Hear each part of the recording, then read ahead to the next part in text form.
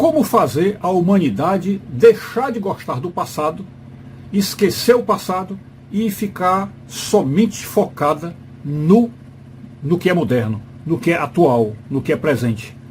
Ou seja, condenar o passado. Como conseguir fazer a humanidade condenar o passado e viver somente pelo presente e para o presente? Hoje é dia 4 de outubro de 2025 e nós tentaremos aqui contar uma história para esclarecer, responder a esse questionamento que eu fiz aí no começo.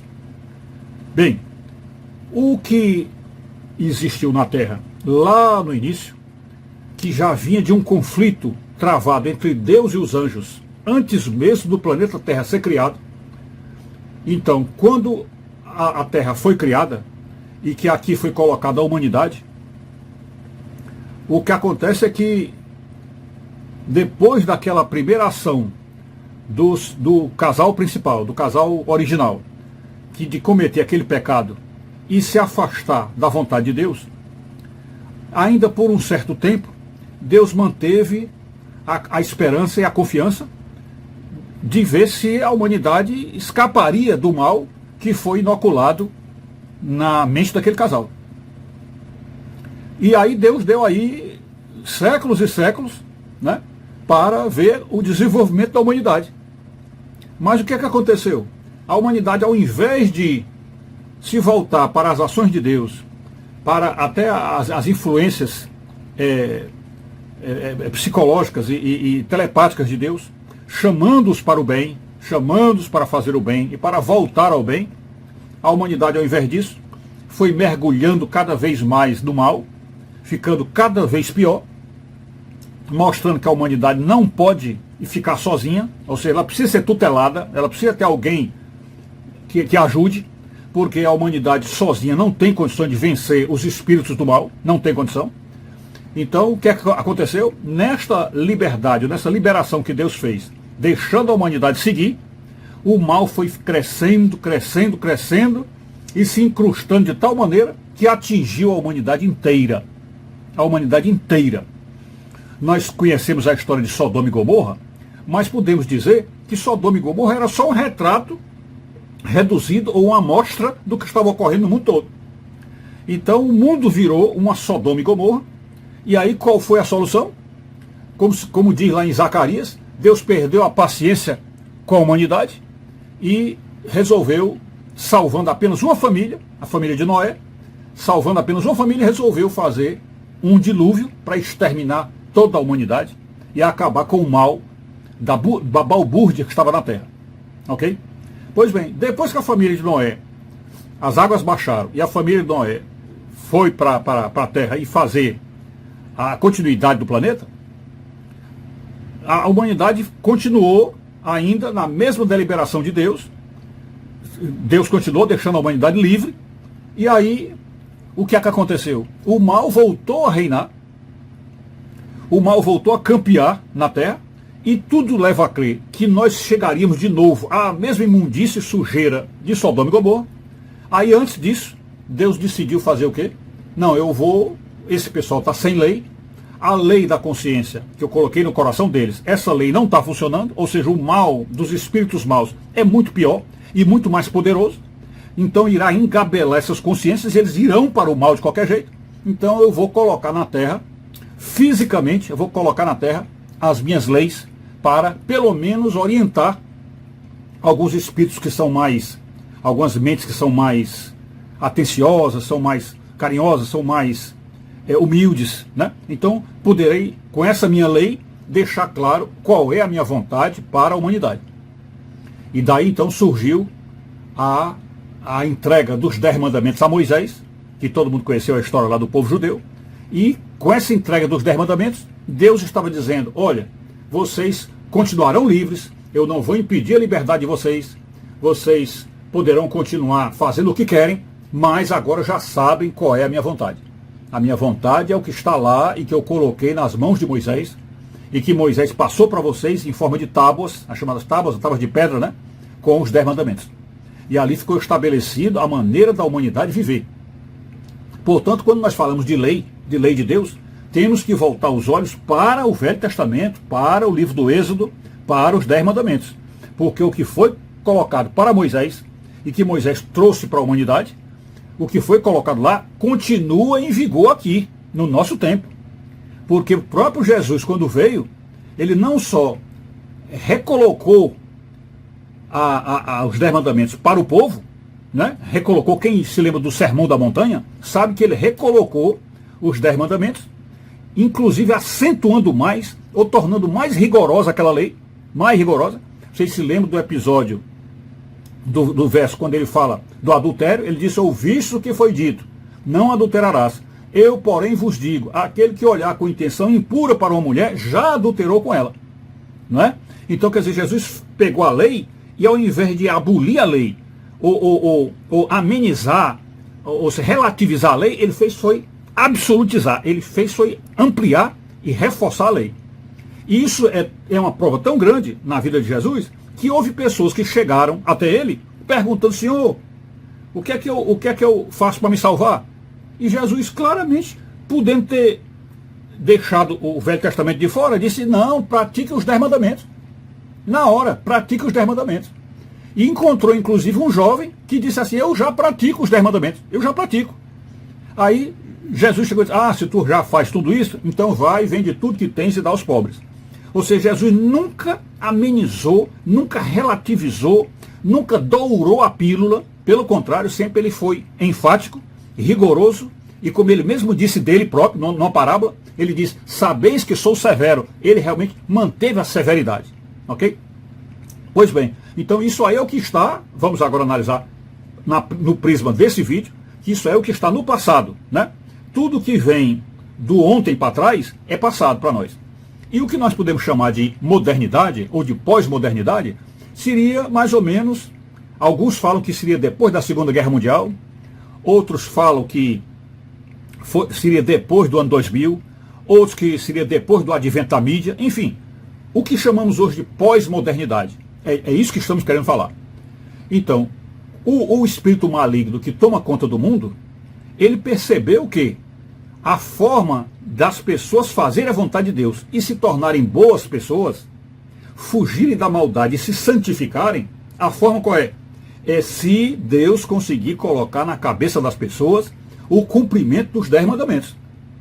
Se ele conseguir fazer as pessoas gostarem da lei de Moisés e perceberem que ali está a vontade de Deus, e que os 10 mandamentos é que tornam uma pessoa realmente pura, decente e direita. Então, se isso ocorresse na humanidade, a humanidade toda viraria santa, ficaria o povo santo, e todos seriam arrebatados e estaríamos todo mundo no céu. Evidentemente, o demônio ia se levantar contra isso, porque ele não quer que a humanidade vire santa e que isso aqui se transforme no céu. Ele não quer isso, pelo contrário. Ele quer voltar àquela situação anterior de Sodoma e Gomorra e transformar isso aqui numa suruba coletiva geral, né? Onde não somente crimes sexuais, mas crimes de assassinato, de roubo, de corrupção, e tudo exista. Né? Tudo exista. Sem contar a depravação de crianças, os estupros, etc. Então é isso que o demônio quer. E aí o demônio agora vendo o quê? Olha, eu quero que o mundo volte a ser uma Sodoma e Gomorra, incluindo outros crimes, como crimes de assassinato, roubo, corrupção, etc. Enfim, eu quero uma balbúrdia geral. Como é que o demônio poderia impor isso à humanidade? Como é que ele podia fazer a humanidade aceitar viver numa Sodoma e Gomorra? Como é que ele podia fazer isso? Vamos dizer aí a cidade infernal, né? Para não ficar usando sempre o nome Sodoma e Gomorra, vamos falar a cidade infernal. Como é que a humanidade poderia gostar de viver na cidade infernal? Como é que podia? Ora, o demônio teria que fazer o quê? Eu vou ter que modificar a cabeça das pessoas, esse é o primeiro plano. O primeiro plano é esse, modificar a cabeça das pessoas, fazendo aquilo que em psicologia se chama lavagem cerebral, né? Então eu ia ter que mudar a consciência das pessoas, né? Porque se eu deixar a consciência das pessoas livre e seguindo aquela voz secreta de Deus que está no coração e que chama para a eternidade e que chama para o bem, para fazer o bem, se eu deixar a humanidade assim, eu vou perder todo mundo e ninguém vai para o inferno, né? Então o demônio tinha que fazer uma contrapartida, era de colocar na consciência as tentações do mal, para que ninguém seguisse o lado da chamada de Deus para a santidade. Ou seja, o demônio não podia permitir que as pessoas gostassem de ser santas e fossem para o lado da santidade. Ele não podia permitir isso. Porque se ele conseguisse fazer isso, a humanidade se santificava e ele perdia todo mundo. Né? Então ele tinha que fazer uma contrapartida de dentro das consciências, fazer com que a vontade dele, demônio, entrasse nas consciências e até o ponto de fazer as pessoas gostarem da vontade do demônio. E isso é que ele tinha que fazer. Pois bem, então a primeira atitude, o primeiro projeto dele, o primeiro plano, foi entrar nas consciências para fazer as pessoas não quererem fazer a vontade de Deus. Pois bem, então esse é o primeiro plano. Mas esse plano foi muito bom, muito bem aplicado, gerou muitos frutos, mas ainda deixou uma brecha. Ainda deixou uma brecha. Ou seja, muita gente também, como a gente vê hoje em dia, que há uma grande parte da humanidade que é cristã e que tenta seguir realmente a vontade de Deus. A gente sabe que é assim. Pois bem, então, como é que o demônio faria um outro plano? E eu quero dizer que ele fez N planos, né? Ele nunca parou de inventar coisas para seduzir a humanidade e para a humanidade cair. Ele nunca parou de fazer. Ou seja, que a gente não pense aqui que ele só fez 2 planos, não, ele fez centenas de planos e todo dia está inventando um plano novo para fazer as pessoas caírem, né?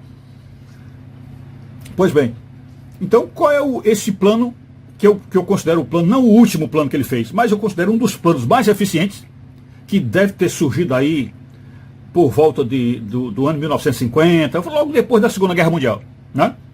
Foi esse plano de que eu vou permitir à humanidade levar o pecado e levar os maus comportamentos e a maldade, levar para o mundo inteiro, para que a maldade não fique restrita àquela família onde foi cometida a maldade. Tá certo? Então, digamos que numa família houve um crime, vamos dizer um estupro, uma coisa assim, e se não houvesse esse recurso que o demônio inventou, aquele crime ficaria restrito àquela família e talvez ninguém mais soubesse. E, portanto, o resto do mundo não seria influenciado. Mas, então, o demônio fez o quê? Facilitou a chegada de um veículo de comunicação que levasse o pecado de cada um, pecado individual, para a humanidade inteira, evidentemente com a permissão de Deus, que gostaria também que nós tivéssemos um meio de comunicação e que os cristãos pudessem se comunicar à distância, até porque Deus estava antevendo aquele tempo em que os cristãos seriam perseguidos, e se fossem perseguidos, eles teriam que ter um meio de se comunicar uns com os outros. Então foi aí o advento, que chegou o advento da mídia. Foi aí que veio o advento da mídia. Então, com este advento da mídia, o demônio pôde conseguir implementar esse plano dele, que é esse segundo plano, que eu considero um dos planos mais eficientes, que é fazer com que a humanidade passasse a gostar da modernidade. A gostar. Porque se o demônio não tivesse feito isso, a maioria de nós, talvez 99% de nós, íamos gostar era realmente das coisas antigas, era da saudade daqueles tempos, os tempos românticos, os tempos maravilhosos, onde havia respeito, né? Onde não havia essa criminalidade, as pessoas podiam andar pelas ruas tranquilas, levar as criancinhas aos parques, enfim, aqueles tempos maravilhosos que nós podemos nos lembrar aí do romantismo, né? Até um romantismo pré-medieval, e que também entrou no medievo completo e, de certo modo, chegou até nós, né? Pois bem, mas o que o demônio queria? A partir do momento em que houve a descoberta da mídia, a descoberta da comunicação global, então o demônio disse, não, agora eu tenho um instrumento para fazer com que essa minha ideia de depravar a humanidade inteira, para transformar o mundo numa Sodoma e Gomorra, agora eu tenho condições de fazer isso, porque eu conto agora com a mídia. Ou seja, eu vou perverter a mídia de tal maneira que a mídia, como uma verdadeira prostituta, né? Que a mídia, como nós sabemos, a mídia aceita qualquer coisa por dinheiro, né? Então o demônio fez isso, vamos corromper a mídia, pervertendo-a, de tal maneira que ela passe para a humanidade a minha vontade, não a de Deus. A minha vontade não é de Deus. E qual é a primeira coisa que eu vou tentar fazer? Isso o demônio dizendo, né? A primeira coisa que eu vou tentar fazer, fazer com que os povos que nasceram na modernidade gostem da modernidade e esqueçam o passado. Se desliguem do passado. Não queiram mais conversa com o passado. E por que esse plano é o plano, vamos dizer, para ele, demônio, é ideal? Por quê? Porque é no passado que está a lei de Deus. É no passado que está a lei de Deus. E você, se você é cristão, católico ou evangélico, você não precisa nem pensar no Velho Testamento, não. Não precisa nem pensar no Velho Testamento, onde está lá os 10 mandamentos.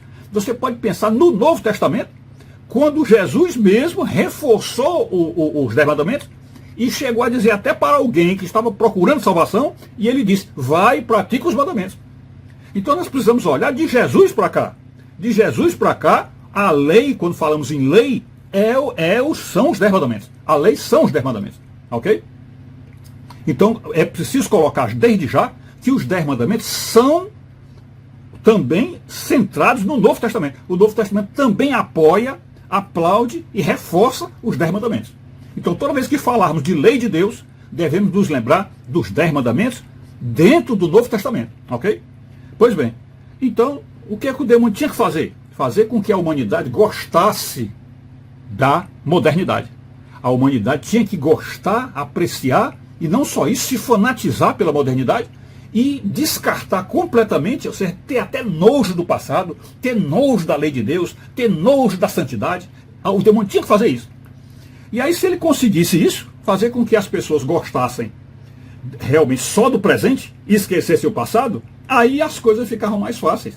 Porque ele já tinha desligado as pessoas da lei de Deus, já tinha desligado, e as pessoas então estavam aí, como diz, soltas na buraqueira. Né? Estavam soltas, livres, leves, soltas, e gozando dos prazeres e fazendo o que quer. E aí realmente conseguiu fazer o mundo ser um mundo hedonista.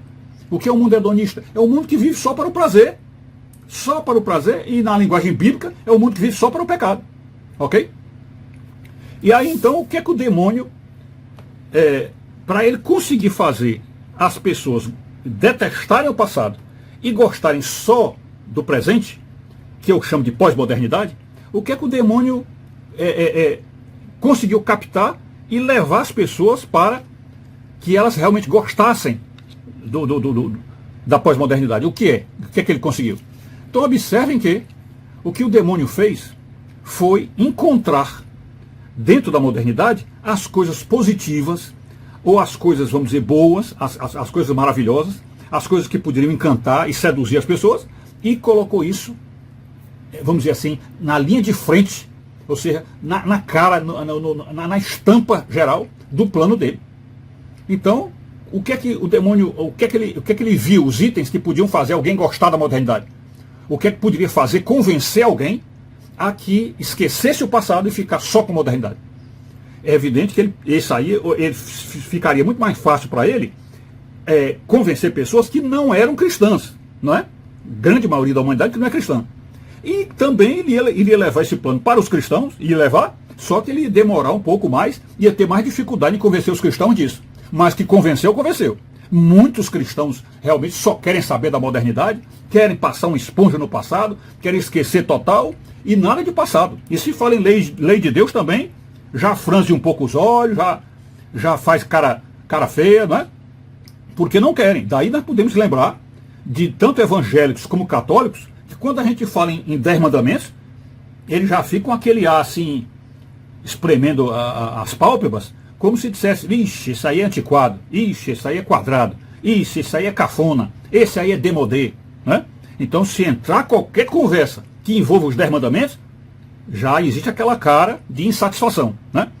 Então, isso aí ocorre tanto dentro do cristianismo, das pessoas cristãs, e principalmente no mundo, né? Ou seja, se entre cristãos encontramos tanta gente que não quer saber dos 10 mandamentos, você imagine no mundo, ok? Esse é o raciocínio para se fazer. Pois bem, mas o que foi que o demônio apontou para as pessoas, para que as pessoas detestassem o passado e gostassem, amassem realmente a modernidade? Vamos analisar isso agora, ok? Vejamos aí. O ponto 1 é que está escrito aqui, o casal ter no máximo 2 filhos. O casal ter no máximo 2 filhos. Observe como isso é um ponto que vai ajudar as pessoas a gostarem da modernidade. Porém, para as pessoas quererem ter somente 2 filhos, era necessário que o demônio primeiro arrebentasse a economia, ou seja, conseguisse fazer a tal da inflação, todo o problema da escassez financeira e também da má distribuição de renda. Ele tinha que entrar nesse princípio para justificar a saída da mulher de casa, que a mulher cuidava dos filhos, a mulher tinha que sair de casa, trabalhar fora, para poder o casal ter uma renda e sobreviver. Porque a situação no mundo, a situação financeira do mundo foi ficando tão ruim que o salário da maioria dos homens não dava para sustentar a família. Então, com o achatamento do poder de compra, ou seja, a redução do poder aquisitivo, ficou num nível tão baixo que os casais tinham que fazer algo que é contra a vontade de Deus, que seria então fazer a mulher deixar a educação dos filhos e trabalhar fora, e somente a educação dos filhos tudo ser dada à escola ou dada a outras pessoas. E assim, portanto, era um modo da mulher arranjar dinheiro fora e, portanto, juntando com a renda do marido, os dois podiam sobreviver. Então, o demônio conseguiu convencer as pessoas disso, porque, primeiro, arrebentando o poder de compra e diminuindo o poder aquisitivo, fez com que as pessoas não pudessem mais sobreviver com o salário do marido. Então, por causa disso, era necessário que a mulher também trabalhasse. E a mulher também trabalhando, ela já não podia mais criar os filhos, educar os filhos. E pior, tinha que reduzir também o tamanho da prole, porque se tivesse 3, 4, 10, 15 filhos, aí o salário não dava de jeito nenhum. Quer dizer, se um salário, como se vive hoje, já não dá sequer para ter um filho ou dois, então se tivesse 10 filhos, aí é que não ia dar mesmo. Então, veja que essa foi uma maneira muito sutil, mas sedutora, de dizer assim, olha, a pós-modernidade é boa, porque você não precisa mais ter filhos.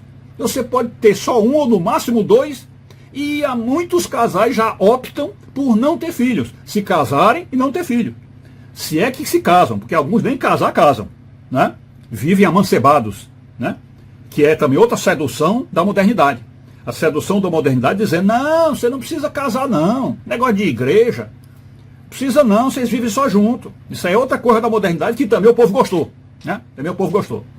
Pois bem, então, convencendo o povo de que, não tendo dinheiro, não é para ter muito filho, no máximo 2 filhos, ou casais que até que optam por não ter filhos, né? Então isso aí o que é uma coisa sedutora, que seduziu a maioria de nós. Por quê? Porque quem de nós quer ter 10 filhos hoje? Mesmo que fosse rico. Qual é o rico hoje que tem 10 filhos? Não é muito fácil, encontra ainda. Mas isso aí é exceção. A maioria não quer ter muitos filhos. Agora, claro, a gente olhando lá para o Oriente, Japão, China, os países árabes, aí eles têm muitos filhos, principalmente os países árabes, né, os muçulmanos, né? Eles têm muitos filhos, porque eles já perceberam, talvez por uma inteligência, que quem sabe até, orientados pelo Satanás, de que para poder implantar o islamismo no mundo, era necessário que eles invadissem outras terras, ou seja, que eles imigrassem para outros países, e lá levassem a sua religião para outros países. Então, para poder dominar esses países, eles tinham que entrar em países, vamos dizer, ocidentais, levando muita gente, abrindo as igrejas deles, né, as sinagogas, etc., as mesquitas, para poder em todo canto ter a influência deles, até o ponto de, crescendo as famílias, que são famílias numerosas, acabariam vencendo o número de pessoas daquele lugar, porque os casais, tipo assim, na França, os casais têm entre 1 e 2 filhos. Aí começa a chegar levas de famílias que têm 10, 15 filhos. Então vai chegar um momento em que só vai ter gente desses imigrantes, só vai ter famílias de imigrantes.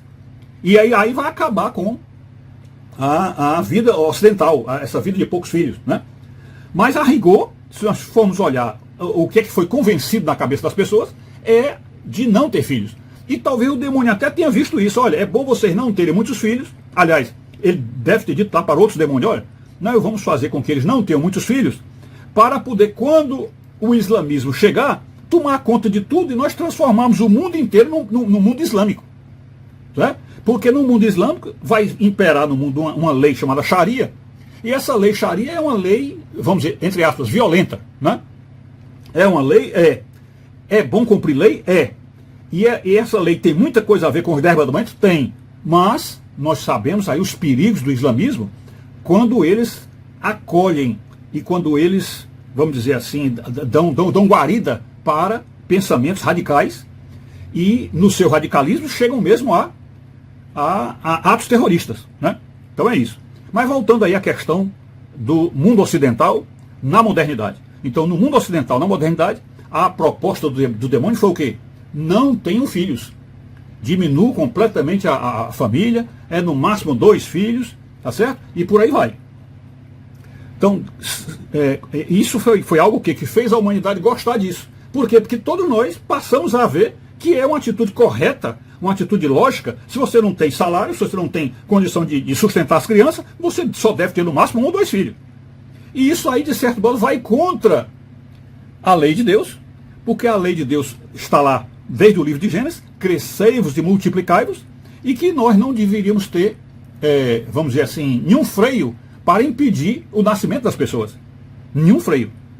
Então, a única proposta que a igreja, que nós cristãos podemos fazer, é pedir que os casais tenham tabela, chamada tabela da ovulação da mulher, para evitar relações sexuais no período de fertilidade, para que não haja filhos. Então, o único método de evitar filhos, esse método natural, sem uso de pílulas, sem uso de DIU, sem uso de camisinha, nada disso. São relações sexuais fora do período fértil da mulher, para que não haja filhos. E isso daí, quer dizer, não haja muitos filhos, né? E isso daí, por outro lado, também seduziu a humanidade moderna, porque deixou indiretamente a verdade de que, não, nós podemos ter sexo sem pensar em filho. Não é? Porque se um casal tem sexo sem usar camisinha, sem DIU, sem pílula, mas evitando o dia fértil da mulher, está dizendo o quê? Que nós podemos ter sexo, mas desde que não tenha filhos, nós podemos ter sexo. Isso aí abre essa brecha para se imaginar que o sexo, sem o propósito de procriar, esse sexo é aprovado por Deus. Mas não é o sexo que Deus planejou. O sexo que Deus planejou é um sexo que deve existir para procriar.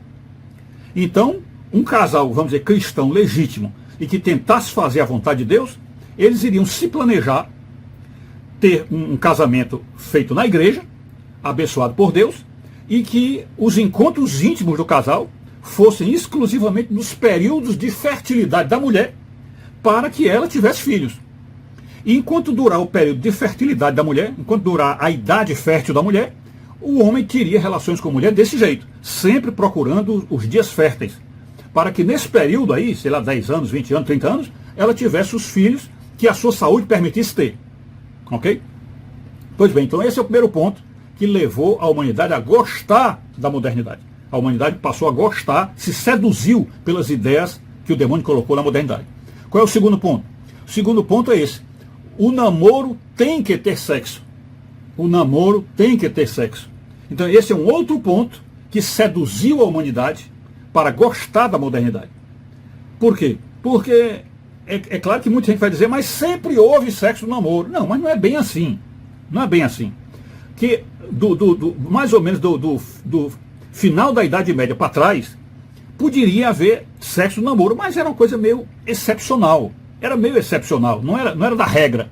E o que aconteceu na modernidade, na entrada da modernidade para cá, é uma debandada geral da lei, ou seja, um desprezo total da lei, e simplesmente com a sedução que diz, não, o homem e a mulher foi feito para transar mesmo. Na hora que tiverem em idade, vamos dizer, adulta, é para transar todo dia mesmo. Quer dizer, então foi uma sedução do demônio para que a história da lei do casamento ficasse excluída das consciências. Ou seja, é como se fosse assim, o sexo não tem nada a ver com o casamento. O sexo não tem nada a ver com o casamento. Você pode transar independente de estar casado. E não se preocupar com isso.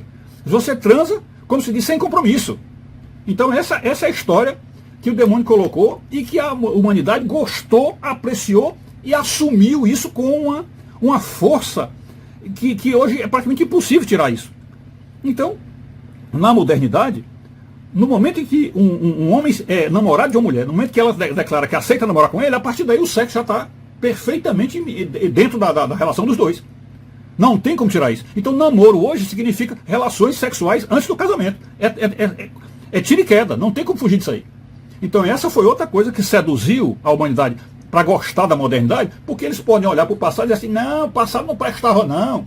Porque no passado eu não podia transar com as namoradas, meu avô não podia transar com a minha avó, né? Meu bisavô não podia, enfim, naquele tempo antigo, que eles sempre falam pejorativamente, naquele tempo antigo o namoro era só pegando na mão, às vezes não podia nem beijar na boca, era assim, era com os pais vigiando. Então isso não presta, isso não presta. O que presta é de hoje. É que você transa a hora que quer, quando quer, e não precisa ser com a namorada, pode ser com qualquer uma. E às vezes dentro da casa da namorada, o pai e a mãe até oferecem o quarto para eles dois transarem. Então é claro que esse tempo de hoje está muito melhor. É claro que está melhor. Então esse foi o segundo ponto que Satanás seduziu para que a humanidade gostasse da modernidade. E tudo isso visando o quê? Visando odiar o passado, odiar a lei de Deus e fazer um divórcio com o passado para não ter uma relação nenhuma com aquilo. E evidentemente vocês observam que se você não gosta do passado, não gosta da lei de Deus, você está descartando quem? Descartando a palavra de Deus. Veja que a intenção indireta é excluir a palavra de Deus. A palavra de Deus não deve entrar na modernidade. Não deve. Deve ser jogada fora. Inclusive, é uma das profecias que diz que a Bíblia subirá do mundo. E nós acreditamos até que haja uma espécie de Fahrenheit 451, para quem se lembra daquele filme maravilhoso, né, que mostrava que os governos iam mandar queimar todos os livros, para ninguém ler mais nada. Então vai chegar o momento que vão também excluir a Bíblia, queimar a Bíblia, proibir a edição de Bíblia, né? Como é que se diz? Fazer uma operação para que não haja mais editoras que publiquem Bíblia. Então isso vai ocorrer. Então toda a intenção é essa, livrar as pessoas de pensarem e se lembrarem da Bíblia. E o modo seria envolver as pessoas no prazer, principalmente no prazer sexual, envolve as pessoas nisso, e as pessoas se desligam do passado e acabou-se. Não existe, portanto, Deus aí na história. Não existe Deus. Tem que ser descartado Deus, porque Deus é um cara chato, Deus é um cara antiquado, é um cara cafona, que só quer regras rigorosas, que não aceita a liberdade das pessoas. É isso, ok? O terceiro ponto que a gente vê aí é quando o demônio conseguiu seduzir, eu vou ficar só nesses 3 pontos mesmo, quando o demônio conseguiu seduzir as pessoas, e as pessoas gostaram, quando ele fala que os alimentos de hoje, os alimentos da pós-modernidade, são mais saborosos e mais rápidos de comer. Ok? Os alimentos de hoje são mais saborosos e mais rápidos de comer. Portanto é a entronização e a coroação do fast food, ou seja, é a comida rápida, que lhe satisfaz rápido, né? Então, vamos acabar com aquela história do passado, de uma família sentar na sua casa e passar 2 horas no almoço, conversando, e com conversas maravilhosas, mesmo que for só no domingo, mas vamos acabar com isso. Essa história de almoços prolongados, que se come devagar, que se mastiga bem os alimentos. Vamos acabar com isso, O almoço bom é o almoço que você come a comida mais saborosa, que o sabor é prioritário e que você come rápido, termina rápido e não tem mais que estar conversando com ninguém, né? E se isso ocorre com família, lá fora do mundo é muito pior. Existe realmente restaurantes e lanchonetes que são feitos para lanche rápido. Tanto é que tem a história do fast food, né?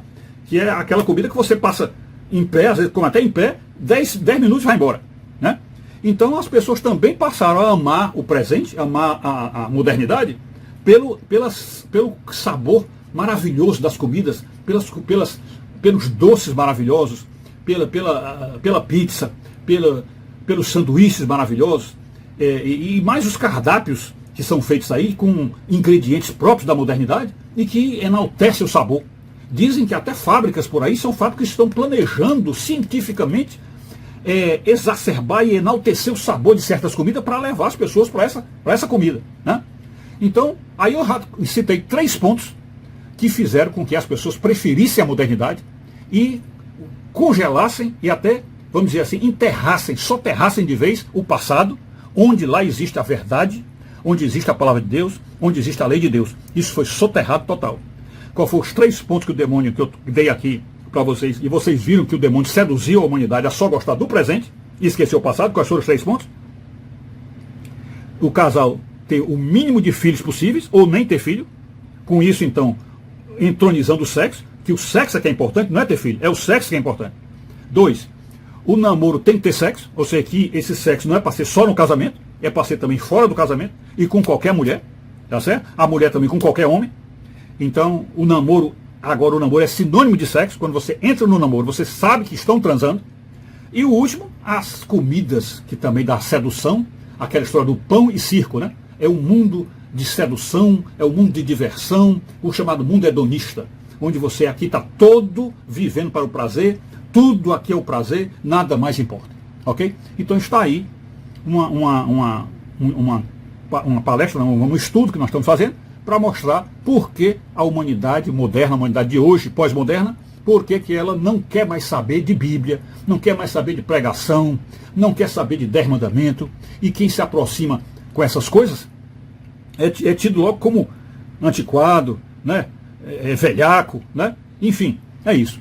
Aí você vai perguntar assim, mas como é que você vê fenômenos extraordinários de gente atrás do cristianismo, como por exemplo com o Frei Gilson? Como é que você explica aquele tanto de gente que está seguindo o Frei Gilson? Pessoal, esses grandes pregadores, esses grandes servos de Deus, que estão tendo sucesso com as pessoas e estão tendo grande audiência, vocês estão pensando que eles estão tocando em cima dessa ferida, entre aspas, de não ter sexo no namoro, a masturbação que é pecado, que a mulher tem que trabalhar só dentro de casa, não pode sair de casa para trabalhar, que as comidas tem que ser sempre a comida natural, não pode ser comida processada, nem passada em indústria. Vocês acham que isso que está ocorrendo aí está em cima dessas verdades? Não, não. Os grandes pregadores que estão conseguindo conquistar pessoas estão levando essas partes? Não.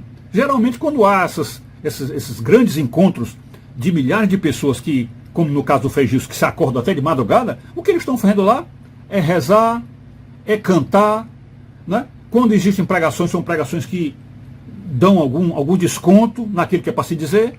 E aí os pregadores que são rigorosos, né, que são severos na mensagem e que exigem realmente uma fidelidade aos 10 mandamentos, esses aí não tem audiência, não tem gente que vai muito atrás deles, as missas geralmente são, não digo vazias, mas são com muito pouca gente, né? E é isso, assim que está o mundo, ok? Então é isso. Desculpem o vídeo longo, mas se vocês percebem que o assunto tinha que abordar tudo isso, e aí, portanto, ficou aí nesse tempo longo. Mas fiquem com Deus.